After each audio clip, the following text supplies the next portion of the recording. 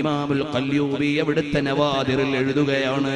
ഒരു ബഹുമാനപ്പെട്ട സൈനുദ്ദീൻ മഖ്ദൂം റളിയല്ലാഹു അൻഹു ഫൈദുൽ ഹാഫിദിൽ എഴുതുകയാണ്, നബി സല്ലല്ലാഹു അലൈഹി വസല്ലം തങ്ങൾ ഒരു ദിവസം മദീനത്തെ ഖബർസ്ഥാനിലാണ്.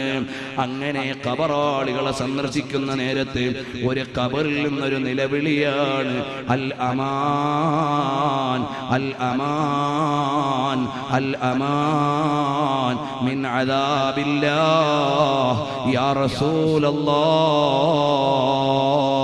അല്ലാഹുവിന്റെ റസൂലേ, എനിക്ക് രക്ഷ തരണേ, ഞാൻ ഖബറിൽ ശിക്ഷ അനുഭവിക്കുകയാണ്, എനിക്കൊരു രക്ഷ തരണേ. അൽ അമാൻ അൽ അമാൻ മിൻ അദാബില്ലാഹി യാ റസൂലല്ലാഹ് എന്നുള്ള നിലവിളിയാണ് കേൾക്കുന്നത്. നബി സല്ലല്ലാഹു അലൈഹി വസല്ലം തങ്ങൾക്ക് ഇതാരുടെ ഖബറാണെന്ന് അറിയില്ല. ഉടനെ സൽമാനുൽ ഫാരിസി തങ്ങളെ വിളിക്കുകയാണ്. ഞാൻ ചുരുക്കി പറഞ്ഞ് വേഗം നിർത്തുകയാണ്. ഓ സൽമാനെ, മദീന നിവാസികളോട് പറയണം, അവിടെ ഒന്ന് അനൗൺസ് ചെയ്യാൻ, അവിടെയുള്ള ആളുകളോട് വന്നിട്ട് ഈ ഖബർസ്ഥാനിലേക്ക് വന്നവരുടെ ബന്ധുക്കളെ ഒന്ന് സിയാറത്ത് ചെയ്യാൻ പറയണേ സൽമാൻ. അങ്ങനെ മദീനക്കാര് മുഴുവനും ഖബർസ്ഥാനിലേക്ക് വരികയാണ്. അവരവരുടെ ബന്ധുക്കളുടെ ഖബറിന്റെ അടുക്കലേക്ക് നീങ്ങുകയാണ്. ഇതാരുടേതാണെന്ന് ഐഡന്റിഫൈ ചെയ്യാൻ തങ്ങൾ പറഞ്ഞൊരു ഉപാധിയാണ്. പക്ഷേ ഈ ഖബറിന്റെ അടുക്കലേക്ക് ആരും വരുന്നില്ല. ഹബീബായ സല്ലല്ലാഹു അലൈഹി വസല്ലം തങ്ങൾ അവിടെ നിന്ന് അനങ്ങിയില്ല. ആരെങ്കിലും ഈ ഖബർ തേടി വരുന്നുണ്ടോ എന്നറിയാൻ അല്പം കഴിഞ്ഞപ്പോൾ ഒരു പ്രായമുള്ള ഉമ്മ വേച്ച് നടന്ന് ഇരുന്നും നടന്നും മെല്ലെ മെല്ലെ ഖബർസ്ഥാനിലേക്ക് വരികയാണ്. വന്നപ്പോൾ ഈ ഖബറിന്റെ അടുക്കലേക്കാണ് വരുന്നത്. ചോദിച്ചു, ഉമ്മ ഇതാരുടെ ഖബറാണ്? അതെന്റെ കരളിന്റെ കഷ്ണമായ മകന്റെ ഖബറാണ്. അല്ല ഉമ്മ, ആ മകൻ മരിക്കുന്ന സമയത്ത് നിങ്ങളോട് സംതൃപ്തിയിലാണോ? എന്റെ നല്ല മോൻ തന്നെയായിരുന്നു, പക്ഷേ അവൻ ഒരു ദിവസം മദ്യപിച്ചിട്ട് വന്നെന്നെ മർദ്ദിച്ചിട്ട് എനിക്ക് പരിക്കേറ്റിട്ടുണ്ട്. അതെനിക്ക് പുറത്തു കൊടുക്കാൻ കഴിയില്ല. ബാക്കിയെല്ലാം ഞാൻ അവന് വിട്ടുകൊടുക്കാം. നബി സല്ലല്ലാഹു അലൈഹി വസല്ലം തങ്ങൾ പറഞ്ഞു, ഉമ്മ അതും കൂടി ഒന്ന് പുറത്തു കൊടുക്കുമോ ഉമ്മ? വലിയ പ്രയാസത്തിലാണ് നിങ്ങളുടെ മകൻ. ഇല്ല ഇല്ല, എനിക്കത് വിട്ടുപൊറുക്കാൻ കഴിയില്ല. കാരണം അവൻ എന്നോടങ്ങനെ ചെയ്യാൻ പാടില്ലായിരുന്നു. പിന്നെയും പറഞ്ഞു, അവനൊന്ന് പുറത്തു കൊടുക്കുമോന്ന്. ഇല്ല ഇല്ല, ഹബീബായ തങ്ങൾക്ക് ഉമ്മാക്ക് വേണ്ടാങ്കിൽ എനിക്കും വേണ്ട എന്ന് പറഞ്ഞു ഒഴിയാമായിരുന്നു. പക്ഷേ തങ്ങൾ ഉമ്മാനേക്കാൾ വലിയ മഹബത്തുള്ള നേതാവാണ്, എങ്ങനെ ഒഴിയാനാണ്? അവസാനം പറഞ്ഞു, ഉമ്മ ഖബറിന്റെ അടുക്കലേക്കൊന്നിരുന്നേ.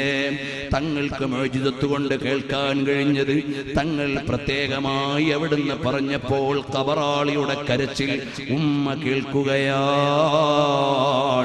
അൽ അമാൻ അൽ അമാൻ യാ റസൂലല്ലാഹ് മിൻ അദാബില്ലാഹ് അന്നാറു അൻ യമീനി വഅൻ ശിമാലി.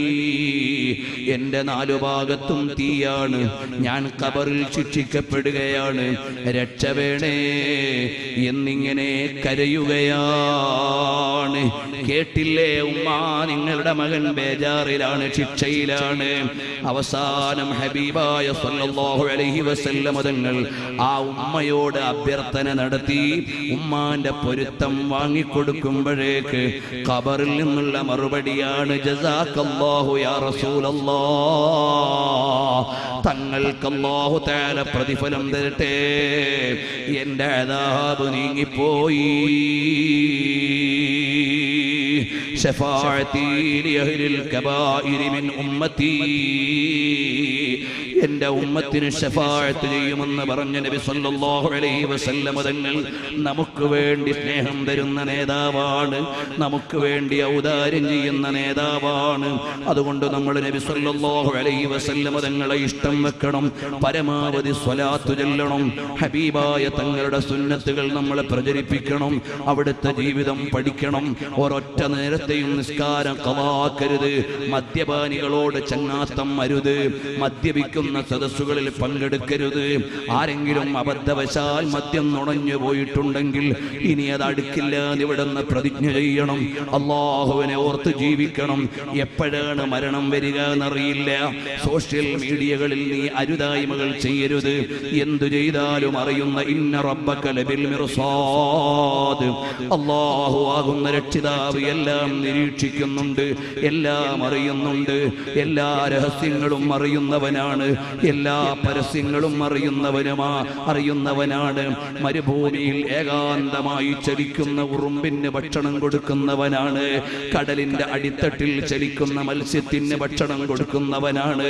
കാട്ടിൽ കിടക്കുന്ന വന്യജീവികൾക്ക് ഭക്ഷണം കൊടുക്കുന്നവനാണ്. അതാ വാനലോകത്തെ നക്ഷത്രങ്ങളെ നിയന്ത്രിക്കുന്നവനാണ്. ഭൂമി ലോകത്തെ ഘടകങ്ങളെ നിയന്ത്രിക്കുന്നവനാണ്. കാലാവസ്ഥകളുടെ നിയന്ത്രണം നടത്തുന്നവനാണ്. എനിക്ക് ജീവൻ തന്നവനാണ്. എപ്പോഴും അവന് തിരിച്ചു വിളിക്കാൻ അധികാരമുള്ളവനാണ്. ആ അല്ലാഹ് എന്ന ചിന്തയിൽ ജീവിക്കണം. തഖ്വയോടെയാകണം. അല്ലാഹുവേ, ഞങ്ങൾക്ക് നീ മാപ്പ് തരണം റഹ്മാനേ. തഖ്വയുള്ള ജീവിതം നൽകണം റഹ്മാനേ. ഈ നല്ല മജ്ലിസിൽ വെച്ചൊരു 10 സ്വലാത്ത് ചൊല്ലിയിട്ട് നന്നായി നമുക്ക് ദുആ ചെയ്യണം. അല്ലാഹ്, ഞങ്ങളിൽ നിന്ന് വന്നുപോയ പാകപ്പിഴവുകൾ വിട്ടുവീഴ്ച ചെയ്ത് ഇനിയുള്ള ജീവിതം സംശുദ്ധമാക്കി മരിക്കുന്ന സമയത്ത് സ്വർഗത്തിന് പറ്റുന്നൊരു മരണം നൽകി നിന്റെ ലിഖാഇന് പറ്റുന്നവരാക്കണം അല്ലാഹ്.